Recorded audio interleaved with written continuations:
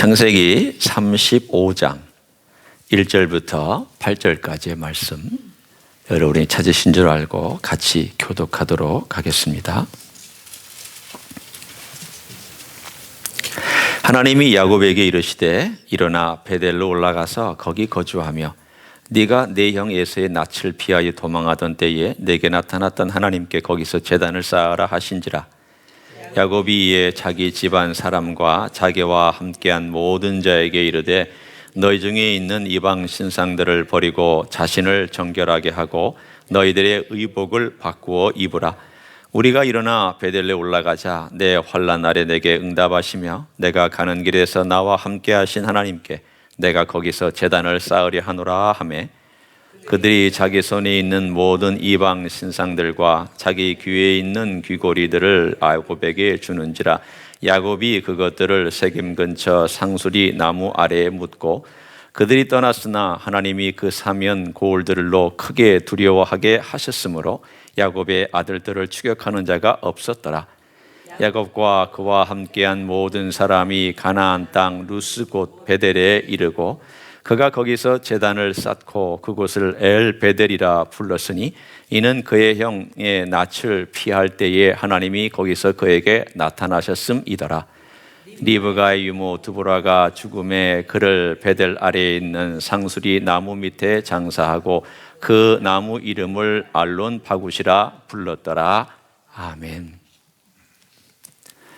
한국에 해마다 찾아오는 이 태풍이 있습니다. 보통 여름이 되면 이 태풍 때문에 한국이 또 문제가 되죠. 미국에도 허리케인이 찾아옵니다. 미국의 멕시코만에서 허리케인이 올라와서 동부, 남부 지역을 강타할 때 굉장히 많은 사람들이 죽고 큰 재산 피해를 입습니다. 또 이 인도양에는 사이클론이라고 하는 거대한 또 태풍과 같은 그러한 것들이 일어나서 그 지역을 초토화시킬 때도 있습니다. 수많은 사람들이 그것 때문에 고통을 당하죠. 우리가 익숙한 허리케인이나 또는 태풍의 한 예를 우리가 들어보면 이것은 재해입니다. 한편으로는. 그리고 이것은 사람들에게 손실과 손상을 가져다 줍니다. 인명피해도 입힙니다. 제가 70 몇 년도인지 정확하게 기억은 못하지만 서울에 있을 때 한강에 막 돼지들이 떠내려가던, 그게 몇 년도예요? 77년. 네, 뭐 70 하여튼 몇 년도인데 사진에 나오고 했던 그런 그 장면들이 있습니다. 물론 이 태풍으로 와서 비가 오고 또 그것으로 한강이 물난리가 나고, 또 제가 친했던 친구가 망원동에 살았던 적이 있었습니다. 망원동은 그 시대에 홍수가 나서 한강에 둑이 터지면 제일 먼저 잠기는 지역이었습니다. 집값이 정말 누구 말대로 무슨 값이었습니다. 요즘은요 거기가 금값입니다. 예, 금값이 됐습니다. 참 세상 세월 지나가고 나면 이 모든 것들이 뒤바뀌는 걸 보면 참 신기하다는 생각을 합니다. 그런데 신기하게 이 태풍의 예를 제가 들어보면 태풍이 하는 역할의 긍정적인 역할들이 생각보다 많습니다. 나쁜 면이 있는가 하면 좋은 면이 있죠. 제가 좋은 면을 몇 개 적어봤어요. 조사를 쭉 했죠.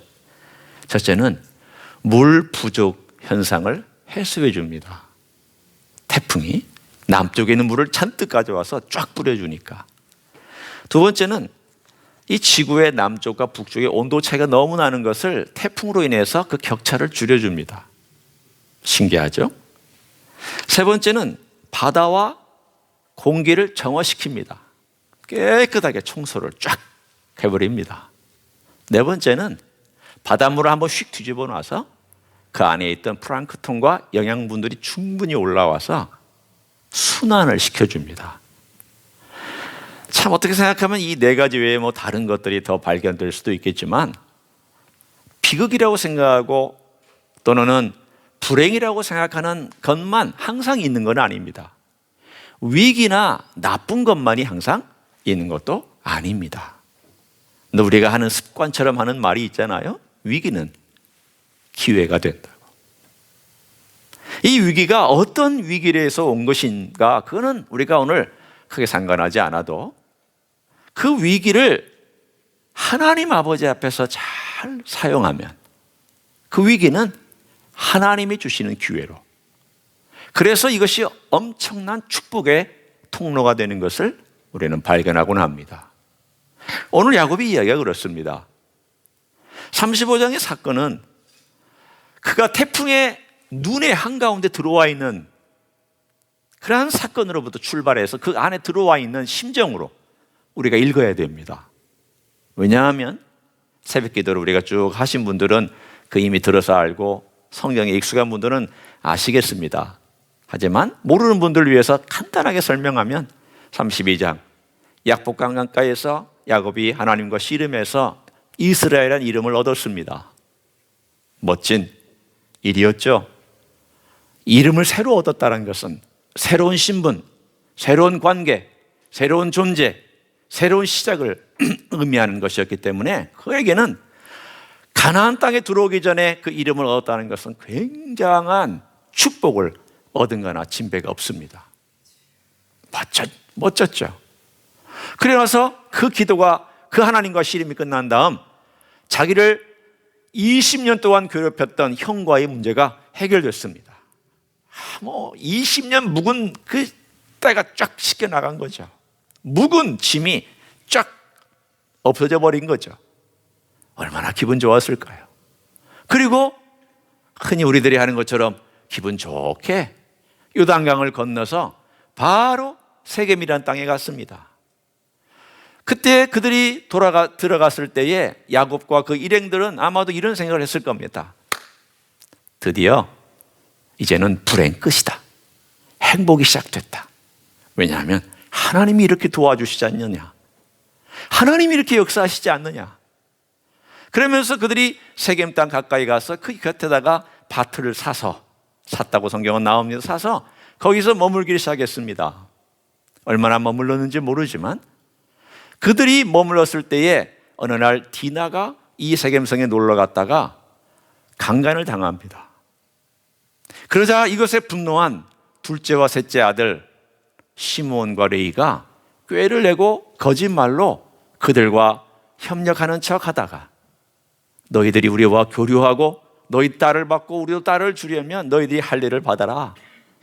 그래서 할례를 다 받게 한 다음에 3일째 고통스러울 때에 칼을 들고 가서 모든 남자를 쳐서 죽이는 잔인한 사건이 34장에 일어납니다. 그리고는 그 성에 있는 모든 재산, 여인들, 그리고 어린 자식들 다 노예로, 종으로 잡아와 버렸습니다. 오늘의 이야기의 주제는 그들이 어떻게 이렇게 잔인할 수 있냐, 폭력적이나, 이것의 주제는 아닙니다. 다만 이 배경을 제가 지금 여러분에게 설명하고 있는 일 것뿐입니다. 그러면 지금 그 상황은 어떤 것일까요? 전쟁은 전쟁으로 갚게 되어 있고, 피는 피로 갚게 되어 있고, 목숨은 목숨으로 갚게 되어 있는 것이 고대 근동 지방의 불문율입니다. 그러면 한 성을 몰살했을 때, 남자들을 몰살했다면 그 주변에 있는 다른 도시들과 성들이 어떻게 야곱과 야곱의 가족에게 복수를 할 수 있을까요? 똑같이 할 것입니다. 어떻게요? 모든 남자들은 다 쳐 죽이고 여자들은 노예로 잡아가며 모든 재산은 다 빼앗아 갈 것입니다. 그게 그 당시에 전쟁의 법칙이었습니다. 그 일을 야곱이 진행하지 않았지만 야곱은 그 일이 자기도 모르게 자기의 두 아들과 다른 아들까지 동참해서 일이 터진 것을 보면서 두려워했습니다. 큰일 났구나. 태풍이 지금 몰아쳤구나. 그냥 우리는 태풍의 눈 한가운데 들어와 있구나. 앞으로 무슨 일이 벌어질지를 나는 감당하지 못하겠다. 여러분, 얼마나 끔찍한 사건입니까? 아니, 어떻게 해서 믿음의 가정에게 이런 일이 생기고 약속의 가정에 이런 일이 생길 수 있었을까? 그들이 영적으로 느슨한, 세겜 땅에서 편리한 그 가나안 문명의 맛을 보기 시작한 그들, 우리는 그것을 좀 간편하게 얘기를 하면 가나안화 되기 시작한 그들의 삶의 한가운데에 드디어 위기 가운데 하나님이 개입하기 시작을 하셨습니다. 하나님이 개입하셔서 오늘 35장에 그 위기 가운데 있는 야곱과 가정에게 이렇게 말씀하십니다. 제가 읽습니다. 들어보세요. 하나님이 야곱에게 이르시되 일어나 베델로 올라가서 거기 거주하며 네가 네 형 에서의 낯을 피하여 도망하던 때에 네게 나타났던 하나님께 거기서 제단을 쌓으라 하신지라. 자, 여러분이 두려울 때 하나님이 제일 먼저 해주시는 말씀이 무엇입니까? 일반적으로 성경에서 나오는 말씀은 어떤 것입니까? 두려워 말라죠. 정답이에요. 근데 그 말씀이 여기 나옵니까? 나오지 않아요. 하나님이 야곱에게 나타나서 야곱아, 내가 너와 함께한다. 두려워하지 말라. 이 말씀 안 하셨어요. 그런 위로 안 하셨어요. 전혀 위로의 말씀이나 그에게 평안을 주는 말씀을 하신 것이 아니라 야곱아, 너 일어나 베델로 올라가서 제단 쌓아라. 그렇게 말씀하셨어요. 왜 그러셨을까요? 오늘 여러 가지 이유를 제가 여러분과 함께 나눕니다. 첫 번째는 하나님께서 가장 가나안 문화의 강력한 도시였던 세겜에서부터 그를 끄집어내고 계십니다. 가나안 문명에 빠져들기 쉬웠던 하나님의 임재를 당연히 여기면서 자기는 아무 책임도 지지 아니하고 빠져들어가고 있었던 그 가족을 하나님께서 끄집어내고 있습니다. 여러분, 우리가 크리스찬도 그렇습니다. 주님의 임재를 경험하고 주님의 임재가 있으면 나는 보호받을 거야 라고 하면서 내가 주님과 함께 보조를 맞추는 삶을 살지도 않으면서 주님은 나를 당연히 보호하실 거야. 그러면 그게 이루어질까요? 이루어지지 않을까요? 안 이루어질까요? 몰라요. 주님 마음이에요. 그건 주님 마음이세요.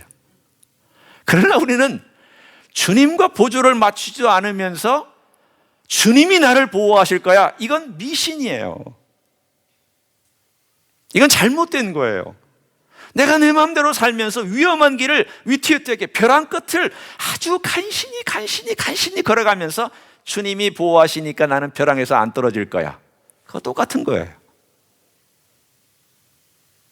떨어질 수도 있어요. 큰 코 깨질 수 있어요. 다칠 수 있어요. 심지어는 죽을 수도 있어요.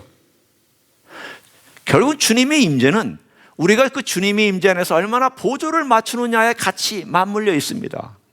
야곱이 약복강을 경험했지만 그가 세겜 땅에 와서 느슨한 하나님의 임재를 자연히 여기는 하나님의 임재를 그냥 보조를 맞추지 않고 살아가고 있었을 때에 위기가 터졌습니다. 그 위기가 터지는 가운데 하나님은 그들을 가나안에서부터 끄집어냈습니다. 가장 강력한 문화로부터 끄집어냈습니다. 첫 번째 이유입니다. 두 번째 이유는 뭘까요? 그 먼 과거 20년 전의 사건으로 돌아갑니다.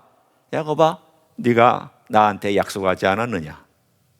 이 베델에서 이 땅에 돌아오면 내가 베델에 돌아와서 하나님께 제단을 쌓고 여기서 11조를 바치겠습니다. 11조란 하나님께 드리는 자기의 물질의 헌신이에요. 예배의 한 부분이에요. 11조가 중요하다 안 중요하다를 떠나서 제일 중요한 것은 그가 자발적으로 하나님께 자기의 물질을 바치겠다고 헌신한 사랑의 고백이에요. 물질이 들어가지 아니하면 사랑의 고백은 가짜예요. 제가 여러분에게 물질을 강조하기 위해서 하는 것이 아니에요. 물질의 위험을 강조하기 위해서 얘기하는 거예요. 물질이 들어가지 아니하면 사랑은 가짜예요. 그런데 오늘 여기에 그가 자기 자신의 삶을 바쳐서 하나님께 드리겠다고 얘기하고 있어요. 그러나 20년이 지나서 가나안 땅에 들어왔는데 그 베델로 갈 생각은 하지 아니하고 세겜 땅에 땅을 사서 머물고 있는 이 야곱에게 너 나와의 약속 기억하지? 너 나한테 약속했잖아. 너 왜 여기서 머물고 있는 거야? 빨리 올라가. 하나님은 야곱에게 위로를 주신 것이 아니라 옛날을 생각하고 그 약속을 상기시켰으며 내가 너를 이 땅에 다시 불러들인 것을 상기시켰으며 네가 어떻게 해야 되겠느냐, 이 가나안 땅에서 어떻게 살아야 되겠느냐, 그 집어내실 뿐만이 아니라 과거의 약속을 지키도록 하나님께서 말씀하시면서 세 번째, 그럼 이 약속은 무엇을 위하여 이 약속을 지키라고 한 걸까요? 다른 것이 아니라 하나님의 부르심입니다. 사랑의 부르심입니다. 우정애로의 부르심입니다. 임재 안으로 보조를 맞추어서 들어가게 만드시는 부르심입니다. 난 느슨하게 생각하지 마라. 이 세상을 그렇게 호락호락 생각하지 마라. 이 세상은 너를 침범해서 계속 들어올 것이다. 네가 이 세상에 침범해서 들어오는 것을 이길 수 있는 힘은 어디서부터 얻는 것이냐? 나와의 우정을 통하여서 이 세상을 이길 수 있는 힘을 얻는 것이다. 여러분이 이 세상을 어떻게 이길까요? 방법 없어요.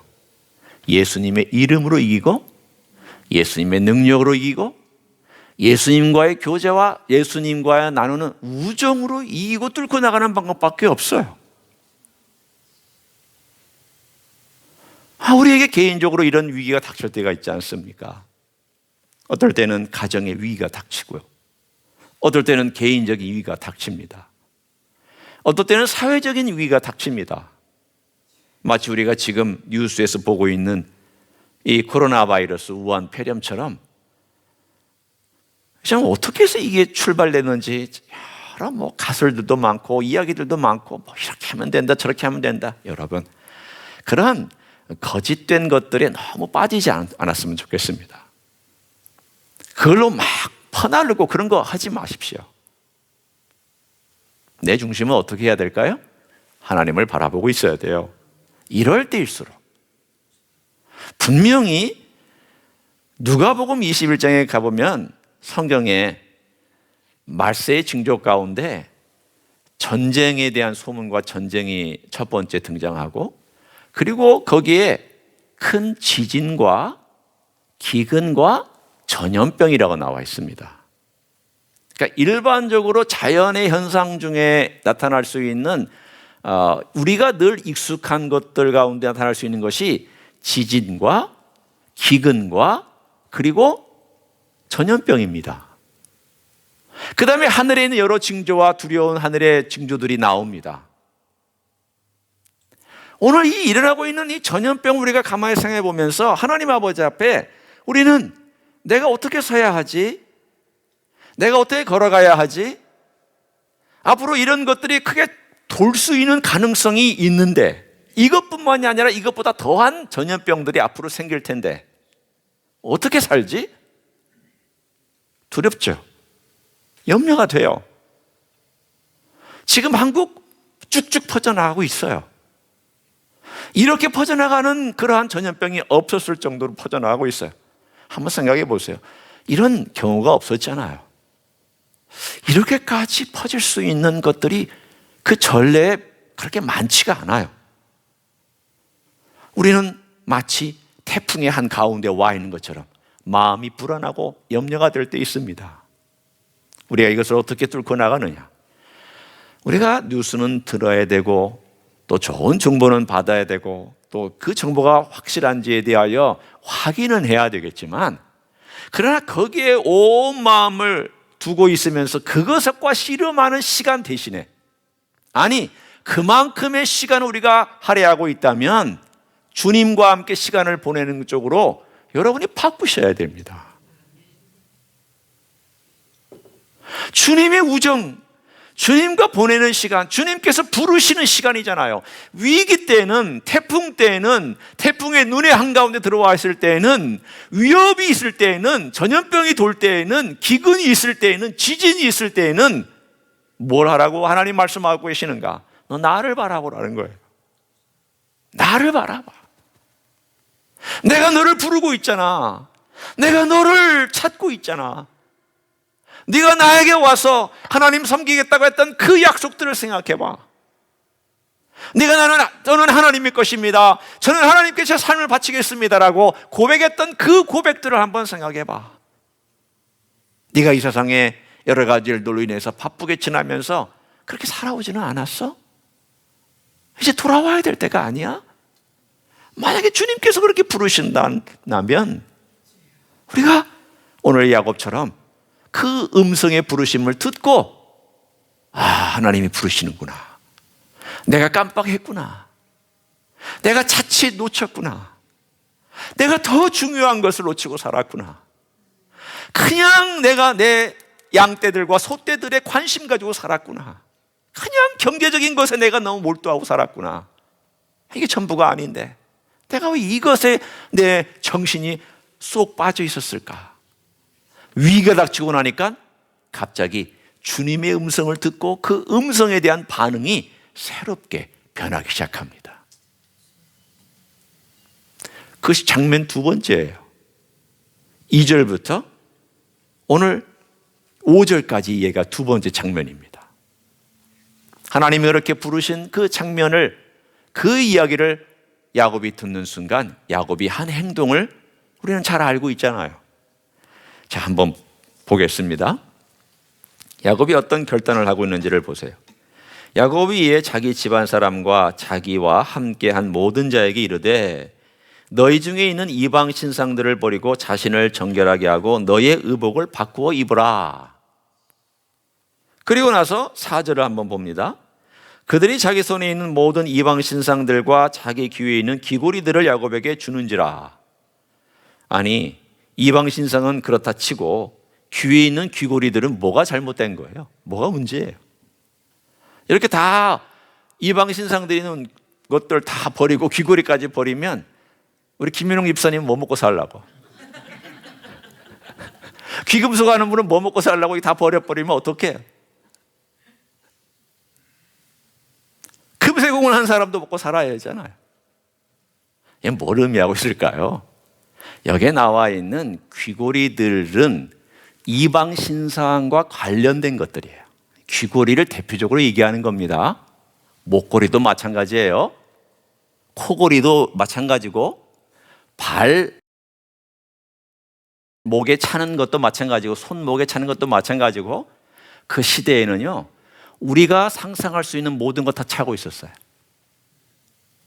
귀걸이, 코걸이, 목걸이, 이건 뭐라고? 팔찌, 발찌 다 했어요.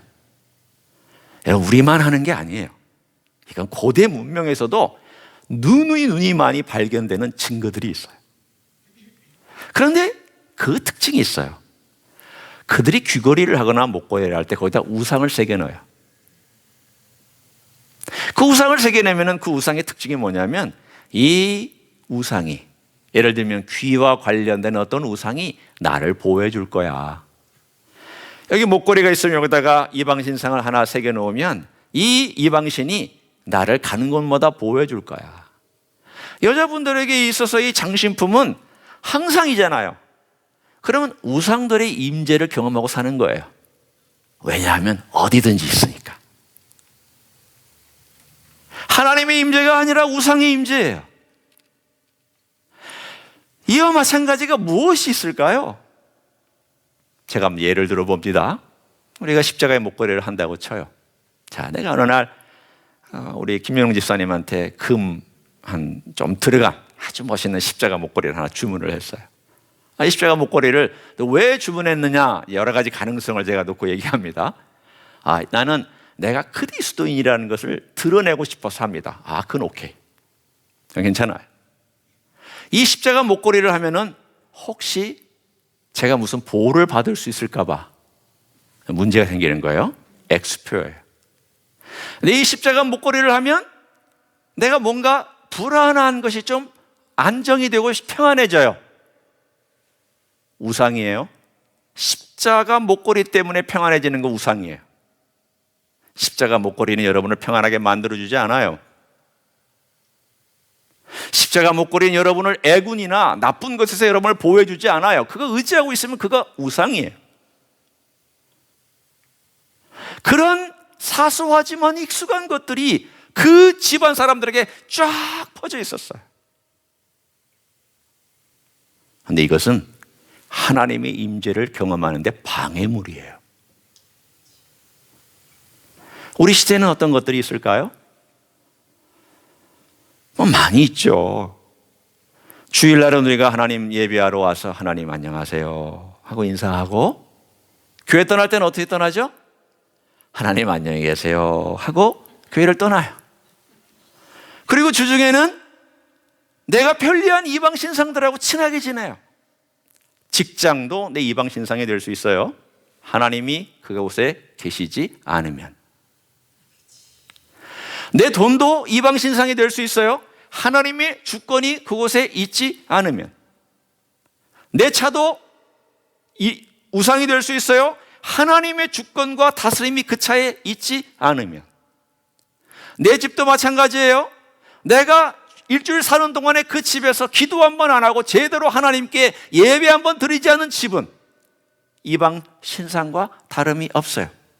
그냥 나는 아무 문제 없이 집에 가서 생활하고 집에 편하게 있지만 그곳에 한 번도 기도한 적이 없고 거기서 무릎 꿇은 적이 없고 거기서 한 번도 찬양한 적이 없는 집은 하나님의 임재가 거의 없는 곳일 거예요. 이방 신상이 거기는 지배하고 있어요. 뭐가? 그 집이 이방 신상이에요. 여러분, 우리의 삶 가운데서 그들이 바보같이 다신론을 섬겼다고 욕하지 않기를 원합니다. 야곱은요, 대단한 일을 한 겁니다. 그 시대의 다신론은 어떤 걸까? 제가 예를 들면 이런 거예요. 여러분, 휴대폰 없는 분 한번 손 들어봐 주세요. 다 있죠. 다 갖고 계시잖아요. 그 시대의 다신론은 여러분이 휴대폰을 갖고 쓰는 것과 똑같은 그 시대의 대세예요. 그 시대의 다신론을 포기한다는 것은 뭘 의미하는가? 핸드폰 안 쓰겠다는 거예요. 휴대폰 안 쓰겠다는 거 똑같은 불편함이에요. 오늘 야곱이 하나님을 알고 있었고 하나님께서 유일한 하나님이라는 걸 알고는 있었지만, 그러나 실제적인 삶 속에서는 일신론이 아니라 다신론을 허용하고 있었던 집안의 그 문화를 이제 일거에 뒤집어 엎는 거예요. 얼마나 혁명적이에요. 제가 볼 때 창세기 35장은 야곱의 생애에 있어서 약복강보다도 더 혁명적인 사건이에요. 어떤 의미로 보면 약복강은 그가 하나님과 씨름한 장소지만 35장은 그가 하나님 아버지 앞에 자기를 쳐서 복종시킨 곳이에요. 창세기 32장은 하나님이 그를 치셨지만 창세기 35장은 자기가 자기를 친 곳이에요. 뭐가 더 위대한 사건일까요? 여러분이 판단해 보세요. 창세기 35장은 씨름하면서 하나님께서 이름을 얻은 곳이었고 하나님이 그와 씨름해 주신 곳이고 붙잡혀 주신 곳이지만 35장은 그가 영적으로 깨달음이 왔던 곳이에요.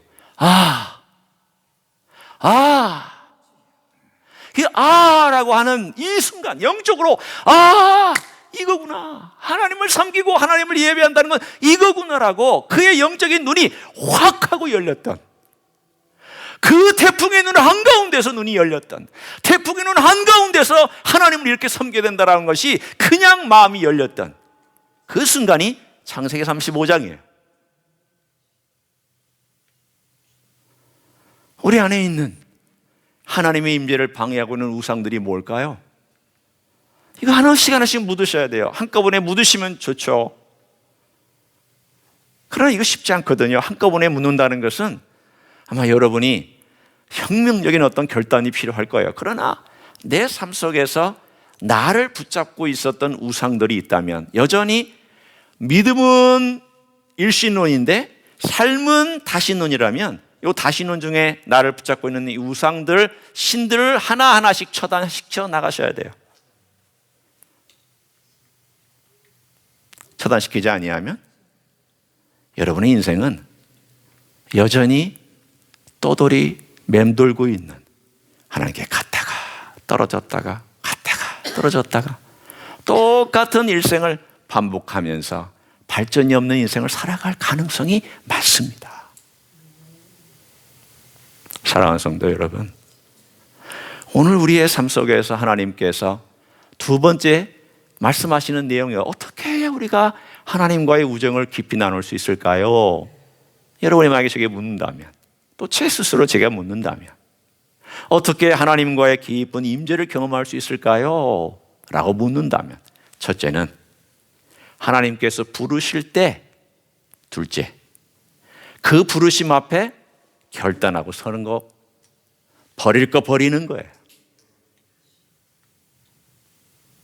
그게 어디에 나오느냐? 로마서 12장 2절에 나와요. 너희는 이 세대를 본받지 말고 마음으로 새롭게 함으로 변화를 받아 하나님의 거룩하시고 기뻐하시고 온전하신 뜻이 무엇인지 분별하도록 하라. 이렇게 나와 있어요. 제가 이것을 바꿔 얘기해 볼게요. 오늘 이 본문과 연관해서. 어떻게 본문과 연관해서 오늘 본문을 얘기하냐면, 너희는 너희 안에 있는 우상들을 하나씩 끄집어내서 주님의 십자가 앞에 던져놔라. 이거 해결하라. 그리고 네 속에 있는 마음이 늘 새롭게 변화를 받아 전심으로 하나님을 섬길 준비를 하라. 너희들이 마음이 새롭게 되어서 전심으로 하나님을 섬기는 준비가 되어 있지 아니하면 하나님의 기뻐하시고 온전하신 뜻을 모를 것이다. 그 뜻이에요. 그러면 하나님의 선하시고 기뻐하시고 온전하신 뜻을 너희가 알게 될 거라는 것은 뭘 의미하고 있을까요? 하나님과 나누는 우정의 관계에서 갖는 대화와 하나님의 음성을 듣는 것과 하나님의 인도를 받는 것이 명확하게 보이기 시작한다는 거예요. 왜 그럴까요? 아브라함과 하나님, 그리고 야곱과 하나님이 나누는 그 우정을 한번 생각해 보세요. 그들이 하나님과 우정을 나누기 위해서 그들의 삶을 다 굴복시키고 하나님께 항복했을 때 드디어 하나님께서 그 뜻들을 계속 보여주세요. 내가 아브라함에게 내 생각을 숨기겠느냐. 오늘 이곳에서도 35장에서도 하나님께서 베델에서 나타나셔서 야곱에게 자신의 생각을 그대로 가감없이 말씀해 주세요. 여러분, 어떻게 우리가 하나님의 뜻을 알 수 있을까요? 간단합니다. 어떻게 하나님의 뜻을 발견하며 갈 수 있을까요? 간단합니다. 저에게 굳이 안 오셔도 되는 방법 하나 알려드릴까요? 이 세대 본받지 말고 마음의 변화를 받아야 합니다. 그래야 하나님의 뜻을 알게 되고 알 수 있고 분간할 수 있습니다. 우정의 관계 속에서는 친구의 생각을 알게 돼요. 왜 친구의 생각을 알게 될까요? 대화하는 가운데 친구가 자기 생각을 얘기해주고 자기 계획을 얘기해줘요. 그게 우정의 가장 깊은 단계예요. 제가 말씀 나눈 거 기억하시죠? 우정의 단계는 처음에는 보호와 보상을 원하는 단계였고, 두 번째 단계는 공감하는 단계였고, 세 번째 단계는 완전히 하나님께 그 대상에게 항복하고 하나님께 항복하고, 그러면 하나님께서 그 뜻과 계획들을 알려주시면서 그 뜻을 따라서 걸어가는 단계로 들어간다고 제가 아브라함의 이야기 속에서 나눈 적이 있습니다. 오늘 마찬가지예요. 두려움 속에서 여전히 세상을 붙잡고 있었던 야곱에게 위험한 일이 생기자 하나님께서 그 위험한 가운데 있는 야곱을 부르셨어요. 너 올라와라. 너 베델로 와라. 그리고 약속의 장소, 사랑의 장소로 불러드렸어요. 그리고 그 불러드린 장소에서 하나님이 나타나셨어요. 어디에서 하나님이 나타나셨는지 제가 얘기해 드릴까요? 오늘 분명히 그 뒤에 읽지 않았지만 여러분에게 함께 보려고 제가 남겨놨던 구절이 9절부터 15절이에요. 자, 13절을 한번 보세요. 하나님이 어떻게 하셨는지에 대한 이야기를 13절을 보면 아니까. 자, 우리 한번 같이 읽겠습니다. 시작. 하나님이 그와 말씀하시던 곳에서 그를 떠나 올라가시는지라. 그러면 하나님이 베델에 어느 날 나타나셔서 누구와 함께 대화하고 있었다는 뜻일까요? 야곱과 함께 대화했다는 거예요. 얼굴과 얼굴을 보면서 대화하고, 야곱아, 내가 너 이렇게 하겠다, 이렇게 하겠다, 이렇게 하겠다. 세 가지 말씀하셨어요. 너 이름을 더 이상 야곱이라 하지 않고 이스라엘로 하겠다. 두 번째, 너의 자손들을 복주는데 너의 허리에서 왕들이 나오고 너희의 모든 것들을 내가 자손들을 복주겠다. 세 번째, 이 땅을 너에게 주겠다. 그러면 땅과 자손은 우리가 그렇다 치고 하나님이 놀라운 것들을 아브라함에게 줬던 축복을 또 주시는구나. 약간 새로워진 이야기가 있어요. 그게 뭐냐면 너 야곱이라 하지 않냐고 이스라엘로 하겠다라는 거예요. 드디어 여기에 영적인 축복의 비밀이 나오기 시작합니다. 이 영적인 비밀의 축복이 뭘까요? 바로 이 모든 것들은 그때부터 아브라함 때는 나타나지 않았던 또 하나의 계시, 아브라함 때는 하나님 말씀하셨던 또 하나의 계시, 그게 뭐냐면 이름을 이스라엘로 하라.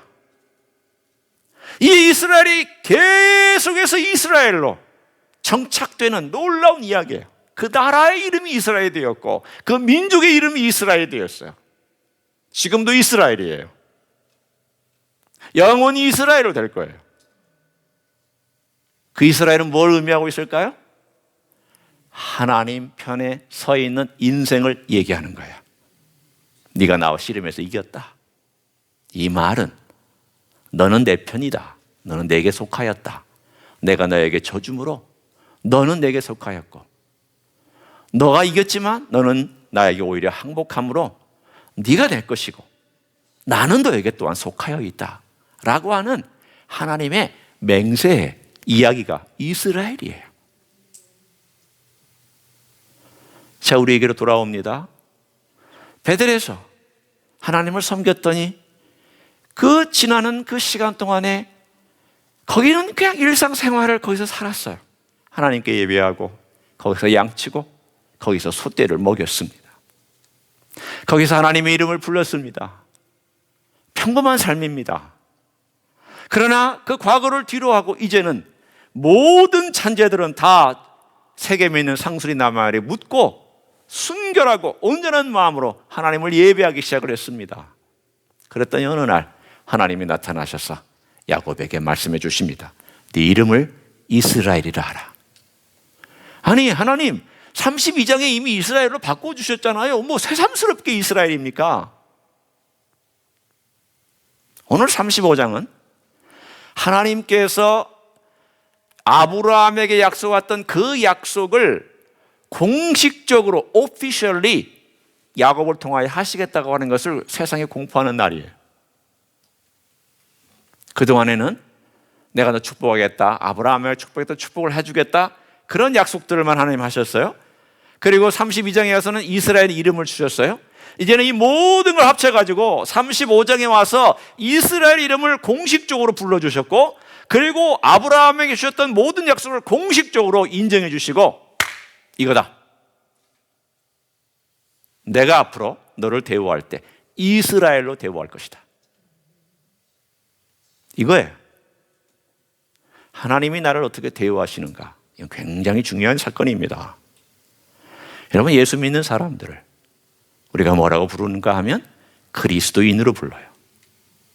왜 그리스도인으로 부를까요? 그리스도의 사람이기 때문이죠. 하나님께서 우리를 보실 때에 누구로 보는가 하면 그리스도인이에요.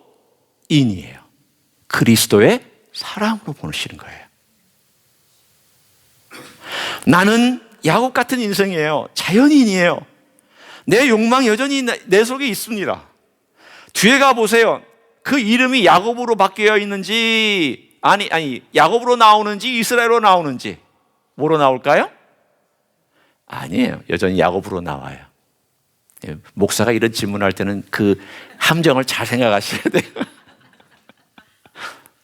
여전히 야곱으로 나와요. 이름은 야곱으로 나와요. 그러나 야곱이라는 이름이 불려져도 하나님이 야곱을 볼 때는 뭘로 보시는 거예요? 이스라엘로 보시는 거예요. 제가 예수 믿었다고 이름이 바뀌었나요? 아니요, 똑같아요. 제 원래 이름은 성훈이었는데 중학교 때 아버님이 수영으로 바꿔주셨어요. 그게 좋다고. 동양 철학을 하셨어요. 그렇게 바꿔주셨어요. 예수 믿고 바꾼 거 아니에요? 아버님이 그 당시에 동양 철학 하시면서 바꿔주신 거예요? 물론 나중에 우리 아버님은 믿고 돌아가셨지만 저 이름 바뀌지 않았어요. 뭐 그 이름이 그 이름이에요. 그러나 내가 예수 그리스도 안에 있을 때 나의 자연인, 내 욕망의 이야기, 내가 가지고 있었던 삶, 여전히 나는 김수영이라는 사람이지만 내가 예수 그리스도 안에 들어와서 그 안에 있을 때 하나님께서 나를 보실 때에는 김수영으로 보는 것이 아니에요. 예수 그리스도에게 속한 자, 예수 그리스도의 사람, 예수 그리스도의 사랑을 받은 자, 예수 그리스도의 속함을 받고 구속을 받은 자, 그 사람으로 나를 보는 줄로 믿습니다. 그게 놀라운 이야기예요. 내가 너를 이스라엘로 취급할 것이다. 앞으로 그렇게 대우할 것이다. 여러분, 우리가 이 세상에서 어떻게, 이 험한 세상에서 위기와 염려가 있을 때 우리가 어떻게 살아갈 수 있을까요? 하나님이 이 베델의 사건을 통하여서 가나안 땅으로 쑥 집어넣으시는 거예요. 가나안이라고 하는 이 거대한 문명, 거대한 물질 문명, 타락의 문명, 쾌락의 문명, 쓰나미처럼 인생을 휩쓸고 지나갈 수 있는 거대한 문명 속에서 어떻게 야곱과 그 가정을 집어넣어야 되셨을까요? 그냥 집어넣으면 다 떠내려가잖아요. 세겜이라고 하는 위기를 탁 마주치게 한 다음 불러들였어요. 베델로. 그리고 거기서 얼마 동안 있었는지 모르지만 훈련시키셨어요. 교제했게 하셨어요. 우정을 나누게 하셨어요. 하나님과의 우정, 예배, 하나님을 알아가는 지식, 하나님의 임재를 경험하는 이 과정을 통하여 그가 깨닫고, 아, 이제 이렇게 살아야지. 그리고 나서 그가 베델로 내려와서 점점 남방으로 내려가 그의 아버지가 있었던 남쪽에 머무르고 그의 아버지를 장사하고, 그리고 아버지의 대를 이어서 그 땅에 머물고 있는 야곱을 우리는 바로 그 뒤에 가면 발견할 수가 있습니다. 이 사건이 없었더라면 이 가족들은 가나안 문명의 쓰나미에 그냥 휩쓸려 없어졌을 거예요. 여러분은 어떻게 임재 연습을 하세요? 제가 여러분에게 간증을 나눠드렸어요. 지난주에 나눠드렸는데 제가 지난주에 설교하다가 너무 설교에 심취한 나머지 깜빡했어요. 아마도 오늘 다시 한번 강조하라고 그렇게 저를 잊게 만드신 게 아닌가 저는 스스로 생각하고 있습니다. 여러분, 주님이 임재를 연습하셔야 됩니다. 어떻게 연습하시냐 하면, 여러분, 거기에 제가 한 10가지의 샘플을 넣어놨어요. 여러분이 막 이런 거예요. 두 번째 보면 세면대 거울 앞에서 할 임재 연습, 그리고 이렇게 입술로 고백하시라는 겁니다. 예수님, 오늘 하루 이 얼굴이 주님의 얼굴이 되게 하옵소서. 이 내용을 거울 맨 위에 물 튀기지 않은 거기다가 딱 붙여놓으시라는 거예요. 그리고 거울을 볼 때마다 그 문구를 기도처럼 하세요. 실습하세요. 내가 일어나는 순간 성삼위 하나님께 내 삶을 맡기세요. 이렇게, 하나님 아버지, 오늘도 저에게 하루를 주셔서 생명을 주셔서 감사합니다. 예수님, 오늘 주님과 동행하기를 원합니다. 성령님, 저에게를 인도해 주세요.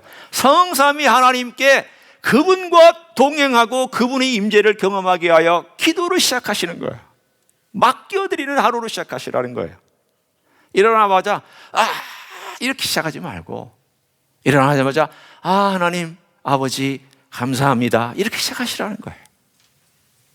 그리고 장면이 옮길 때마다 집을 떠나면서 세 번째, 예수님, 저의 운전대를 잡아주시고 안전을 지켜주세요. 운전대 앞에다가 붙여놓으세요. 오려서. 네 번째, 직장이나 여러분이 도착한 어떤 장소에서 어떤 임재를 연습하느냐, 성령님, 오늘 저의 할 말과 행동이 예수님 닮게 해주세요. 성령님, 제 입술을 주관해 주세요. 제 마음을 주관하셔서 예수님을 닮은 말, 예수님을 닮은 행동이 나오게 해주세요.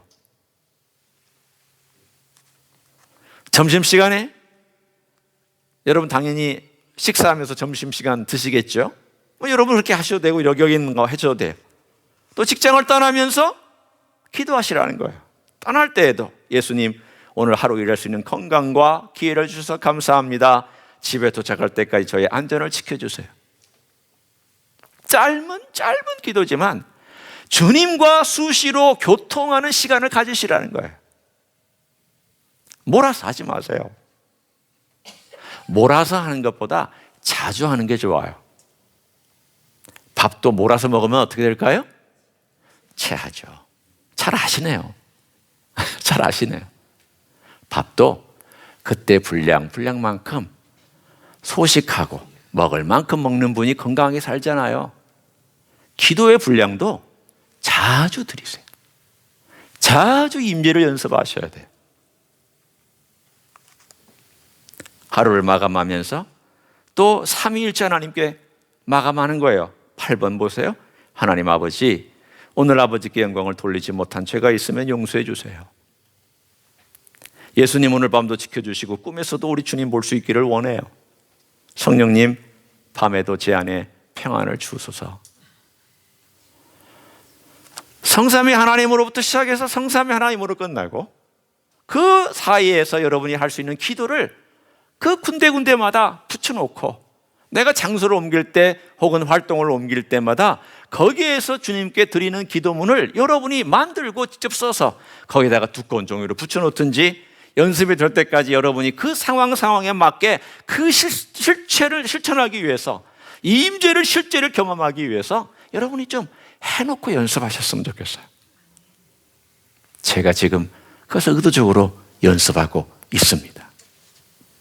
저도 과거에는 크게 한 몇 가지만 하던 것을 좀 더 세분화해서 내가 좀 더 세분화해서 기도해야 되겠다.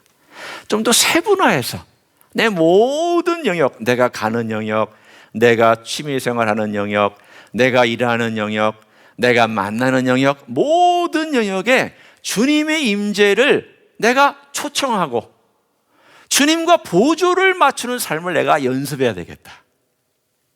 그냥 주님이 임재로 나를 덮어주시면 괜찮아, 그렇게 하지 말고 그 보조를 맞추면 주님의 임재와 나의 보조가 같이 갈 때에 그것은 놀라운 하나님의 역사로 나타날 줄로 믿습니다.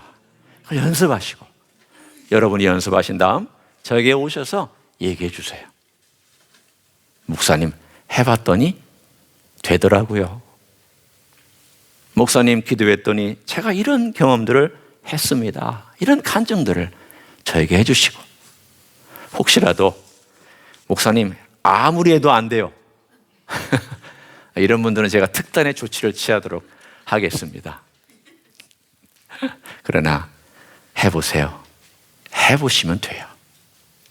안 해보고 안 된다고 하지 마시고 주님과의 임재는 여러분이 자꾸 연습하고 시도하고 실습하고 해보면 그 임재의 멋지고 아름답고 귀함을 여러분 모두가 경험할 수 있을 줄로 믿습니다. 그런 삶을 살아가시기를 예수님의 이름으로 간절히 축원합니다. 기도하시겠습니다.